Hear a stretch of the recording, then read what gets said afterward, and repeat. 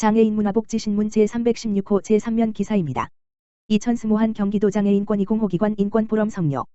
경기도 장애인권익공호기관 이하 경기공호기관 은 지난 2021년 12월 10일 2020한 경기도 장애인권익공호기관 인권포럼 경기도 장애인 학대 등 인권침해 예방과 피해자 지원 방안을 코로나19 감염 예방을 위하여 발제자, 토론자 등 최소한의 인원만 현장에 참여한 가운데 경기도 장애인권익공호기관 공식 유튜브 채널과 줌을 이용하여 실시간 생중계 방식으로 진행했다. 이번 인권포럼은 경기공호기관이 주최하고 경기도의회, 경기장애우권익문제연구소가 후원하여 진행되었다. 인권포럼의 1부는 토론회, 2부는 경기공호기관 보고대회 순으로 진행되었다.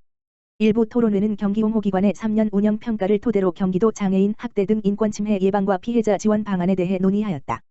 토론회는 김영혜 경기도의회 도의원이 좌장을 맡고 송남영 경기도 장애인권익공호기관 관장이 발제를 맡았다.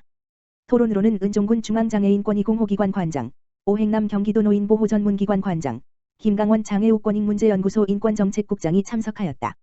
발제를 맡은 송남영 관장은 경기공호기관의 운영평가와 장애인 인권 증진 관련 변화를 살펴보고 경기공호기관의 향후 과제 및 방향과 학대 등 인권침해 예방 및 대응 인프라 강화, 피해장애인 회복지원 제도 및 체계 강화 등 경기도 장애인 인권 증진을 위한 과제와 방향에 대해 제안하였다.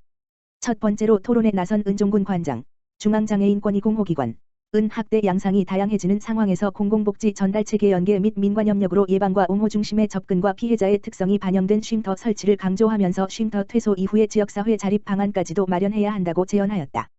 오행남 관장, 경기도 노인보호전문기관 은 경기도 장애인 인권 증진을 위한 과제와 방향에 대해 공감하면서 현재의 장애인 인권 침해 대응을 위한 장애인권익공호기관의 가장 시급한 문제는 사업 인프라의 확장과 종사자들의 처우 개선이며 아동보호전문기관, 노인보호전문기관, 장애인권익공호기관 등 분야별 인권보호전문기관들의 연대와 통합사업을 통해 경기도민의 인권의식 개선과 인권 증진을 위한 모델의 개발이 필요하다고 하였다. 김강원 국장, 장애우권익문제연구소 은 학대 사건이 발생했을 때 장애인권익공호기관이라는 전문적인 기관이 생기고 체계적으로 대응할 수 있는 상황이 되었다는 부분은 긍정적으로 보면서도 권익공호기관이라는 이름대로 인식개선 교육, 당사자의 법적 권리가 침해되지 않도록 당사자를 옹호하는 권익공호 사업에 집중할 필요가 있다고 제언하였다. 2부 보고대회에서는 정한별 팀장, 경기공호기관, 인권증진팀의 인권증진 주요 사업에 대한 결과보고를 시작으로 방대욱 팀장, 경기공호기관, 조사지원팀의 2021년 주요 학대 및 지원 현황보고가 진행되었다. 2020한 경기도 장애인권익공호기관 인권포럼은 경기도 장애인권익공호기관 공식 유튜브 채널에서 다시 볼 수 있으며 경기도 장애인권익공호기관 홈페이지를 통해 자료직 다운로드를 받을 수 있다. 정윤경 경기도의원, 경기도 청소년 장애인 체육 현 주소를 묻다 정책토론회 개최. 경기도의회 교육기획위원회 위원장 정윤경 의원, 더불어민주당, 군포1, 은 지난 15일, 수, 경기도의회 대회의실에서 경기도 청소년 장애인 체육 현 주소를 묻다 정책토론회를 개최했다. 경기도의회와 경기도교육청이 주최주관하는 2020한 경기교육정책토론회의 일환으로 열린 이번 토론회는 왕태환 수석전문위원, 경기도의회 교육기획전문위원실의 사회로 진행되었으며 정윤경 의원, 경기도의회 교육기획위원회 위원장, 을 좌장으로 최상범 교수, 중원대학교, 의 발제와 박원호 경기도 장애인 체육회 어울림체육과장, 이상남 경기도 장애인 체육회 시군사무국장 협의회장, 손일균 덕계고등학교 교사, 이광석 군포시 장애인 종합복지관장, 이남숙 군포시 장애인 부모회장이 토론자로 참석하여 열띤 토론의 시간을 가졌다. 토론회 좌장을 맡은 정윤경 의원은 청소년 체육활동은 전인적 활동으로 성장 과정에 있어 청소년들에게 체육활동은 교육의 일환이다라며 장애 청소년과 비장애 청소년이 함께 어울려 활동할 수 있는 다양한 특별체육 활성화 등에 관한 효율적 방안을 모색하기 위해 마련되었다. 주제 발표를 맡은 최상범 중원대학교 교수는 장애인 체육활동의 정신적 심리적 사회적 중요성을 강조하고 경기도 연령별 등록장애인 수치를 통해 장애인 체육활동 현황을 설명했다. 덧붙여 2020년 장애인 생활체육 설문 통계를 바탕으로 장애 학생 학부모와 일선 교사의 의견을 소개하고 국내외 통합체육 수업 사례를 통해 현행 통합체육 수업의 문제점과 함께 개선 방안을 제시했다. 첫 번째 토론자인 박원호 경기도 장애인체육회 어울림체육과 과장은 경기도 장애인체육회에서 운영 중인 특수교육 대상 학생 관련 직접 사업과 실제 운영 사업 현황을 소개하고 이를 바탕으로 동기 유발 프로그램 발굴, 예산 지원 확대 등을 제언했다. 덧붙여 학교 방과 후 체육 활성화 전략 모델 구축을 위해 경기도 장애인체육회와의 협력을 제시했다. 두 번째 토론자인 이상남 경기도 장애인체육회 시군사무국장협의회 회장은 청소년 장애인 체육 현황과 문제점을 지적하고 지스포츠클럽 사업을 중심으로 거점형 체육 활동 시스템의 이점을 설명하며 이를 바탕으로 중앙정부교육청 지자체의 연계구조 체육 프로그램을 통해 장애 학생들이 엘리트 선수뿐 아니라 일선 학교, 클럽에서 지도자로 활동할 수 있는 여건을 마련할 수 있다라고 밝혔다. 세 번째 토론자인 손일균 덕계고등학교 교사는 일선의 경험을 바탕으로 통합체육 수업의 중요성을 강조하고 현장에서 느끼는 통합체육 프로그램 사례와 연수 기회 부족, 장애인식 문제, 비장애 학생에 대한 역차별 등 현행 통합체육 수업의 문제점을 지적했다. 덧붙여 장애인 스포츠 지도사의 제도적 한계점에 염려를 표하며 지속적인 대책 강구와 관리의 필요성을 강조했다. 네 번째 토론자인 이광석 군포시 장애인종합복지관 관장은 장애 학생의 지역사회 생활체육 참여 현황을 바탕으로 장애인 복지관 역할의 중요성을 강조하고 장애 유형별 생활체육 프로그램 개발이 필요하다라며 생애 전환기에 따른 지속적인 체육활동 유지를 위해 장애 유형별 학생 체육 프로그램 개발, 동호회 및 클럽 활성화 지원, 시 군구 단위 협의체 모델 등을 제안했다. 마지막으로 이남숙 군포시 장애인 부모회 회장은 발달장애 청소년 학부모의 입장에서 본인의 경험을 통해 국내 통합체육 수업의 한계점과 장애 이해 인식 문제를 지적했다. 이날 토론회에 참여한 경기도교육청 관계자는 통합교육에 있어 학교 현장에서 우선적으로 장애인식이 새롭게 바뀌어야 함을 공감하며 통합수업의 중요성을 인식하고 교사 연수, 홍보 등을 통해 통합수업이 활성화될 수 있도록 최선을 다하겠다고 말했다. 학교 안 다녀도 발달장애 학생 방과 후 활동 서비스 이용 가능해진다. 보건복지부 장관 권덕철은 정규학교 별표 사인을 다니지 않는 청소년도 2021년 12월 17일부터 발달장애 학생 방과 후 활동 서비스를 신청할 수 있도록 대상이 확대되었다고 밝혔다. 이는 도전적 행동이 심해 정규학교를 이용하기 힘든 발달장애인에 대한 복지 서비스의 보장성을 더욱 강화하기 위함이다.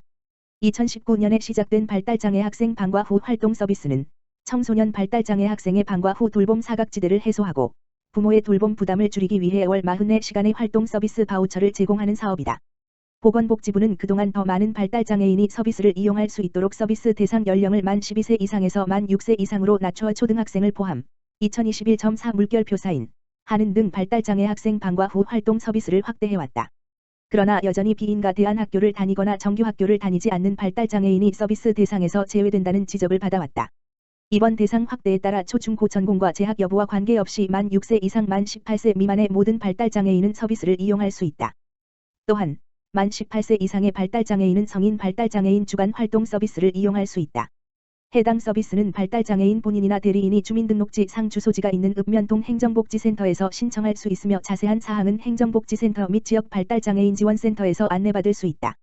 보건복지부 백형기 장애인 서비스 과장은 이번 제도 개선을 통해 보다 많은 발달장애인들이 더 다양한 취미여가 활동 등을 즐길 수 있는 계기가 되길 바란다라고 밝혔다. 한국장애인개발원, 온택트 장애공감주간 성료, 보건복지부 장관 권덕철과 한국장애인개발원 원장 최경숙, 이하개발원 12월 1일부터 10일까지 진행한 2021 온택트 장애공감주간이 성황리에 마무리됐다.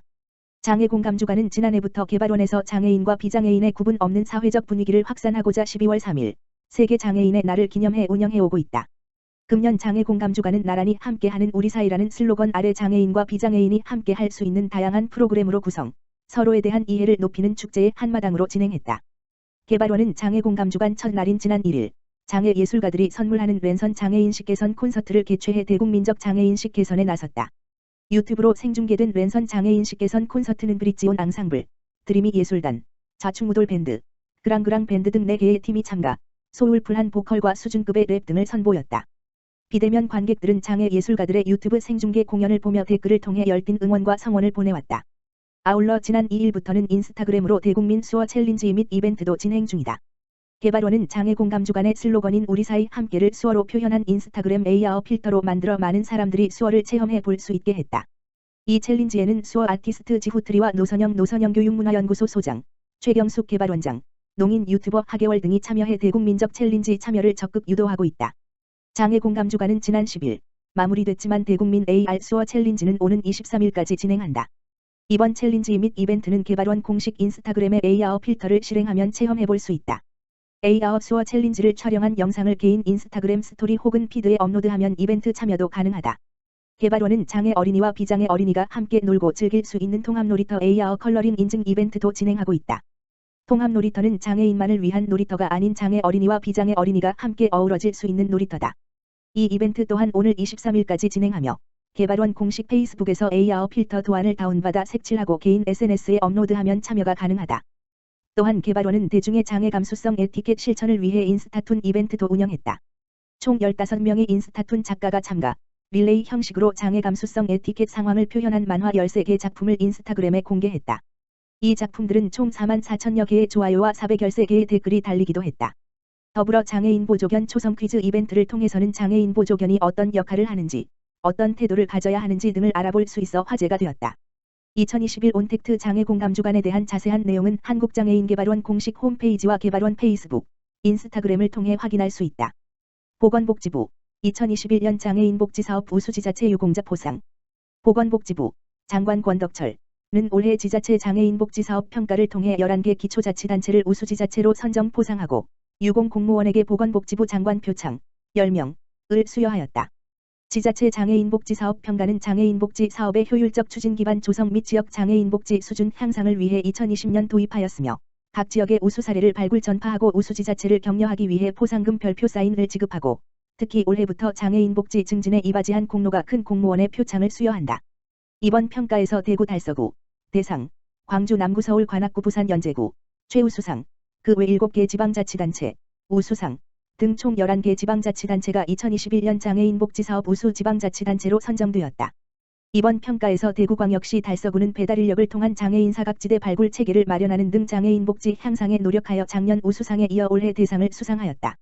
대구 달서구는 코로나19 지속과 사회적 거리두기 장기화로 위기를 겪는 가구 발굴을 위해 최근 음식 배달이 증가하는 점에 착안하여 배달 대행업체와 협약을 맺고 배달 인력이 위기 가구 발견 시 신고할 수 있도록 하였으며 이를 통해 발굴된 위기 가구의 공적 민간 자원을 연계하여 생계 의료비를 지원하는 등 자립 및 사회 참여 기반을 조성하였다.